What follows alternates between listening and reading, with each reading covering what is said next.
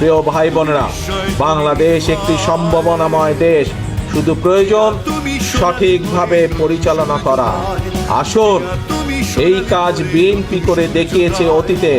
ইনশাল্লাহ আমরা দেখেছি কিভাবে দেশনেত্রী খালেদা জিয়ার সময় বিভিন্ন পদক্ষেপ গ্রহণ করা হয়েছিল, কিভাবে দেশের শিক্ষার্থীদের, বিশেষ করে মেয়েদের শিক্ষা ব্যবস্থা কিভাবে বিনামূল্যে করে দেওয়া হয়েছিল। এরকম অনেকগুলো ভালো ভালো পদক্ষেপ নেওয়া হয়েছিল।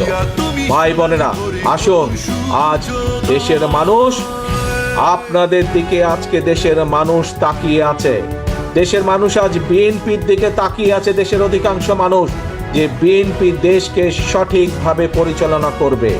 কিন্তু এই যে চ্যালেঞ্জগুলো আছে, যে চ্যালেঞ্জগুলোর কথা আপনাদের সামনে আমি তুলে ধরলাম, এই চ্যালেঞ্জগুলো যদি মোকাবেলা করতে হয়, তাহলে সবচেয়ে প্রথম কাজ হচ্ছে আমাদেরকে ঐক্যবদ্ধ হতে হবে। বিএনপির সকল নেতা কর্মীদেরকে ঐক্যবদ্ধ হতে হবে। আমরা যদি ঐক্যবদ্ধ হতে না পারি, তাহলে আমরা ওই চ্যালেঞ্জগুলো মোকাবেলা করতে পারবো না।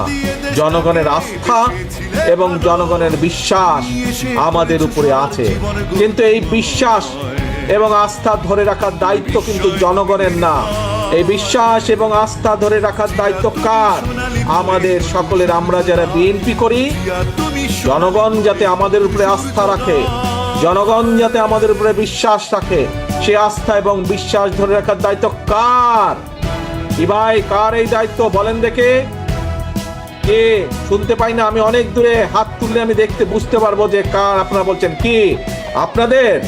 ইয়েস, এই দায়িত্ব হচ্ছে শহীদ জিয়ার প্রতিটি নেতা কর্মীর, এই দায়িত্ব হচ্ছে খালেদা জিয়ার প্রতিটি নেতা কর্মীর, এই দায়িত্ব হচ্ছে শহীদ জিয়ার নেতা কর্মীর, এই দায়িত্ব হচ্ছে খালেদা জিয়ার নেতা কর্মীর। দায়িত্ব জনগণের যে আস্থা আমাদের উপরে আছে, এই আস্থাকে ধরে রাখা।